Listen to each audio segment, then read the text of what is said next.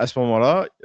Trump avait déjà fait part de ses intentions vis-à-vis du Groenland et Poutine avait dit: «Oui, c'est normal, c'est pas la première fois dans l'histoire, en 1860, ils ont émis l'intention de vouloir l'acheter. Ensuite, ils ont protégé le Groenland des nazis, de l'Allemagne nazie, pendant la Seconde Guerre mondiale et donc finalement, ils sont chez eux, ils ont des bases militaires, c'est rien de neuf» et non et donc j'avais interprété ça comme un feu vert de la part de Vladimir Poutine en disant: «Très bien, heu, qu'ils prennent le Groenland et qu'ils nous laissent tranquilles en Europe». Et là, ça a quasiment été dit de manière explicite par Vladimir Poutine, qui même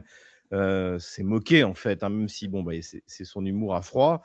Il a dit: «Bah, écoutez, si on calcule combien on a vendu, nous, l'Alaska, il y a un siècle, un peu plus d'un siècle, et bah, donc en gros, le Groenland, ça doit coûter 250 millions de dollars». Donc en fait, là, vraiment, oui, pour Poutine, c'est popcorn time.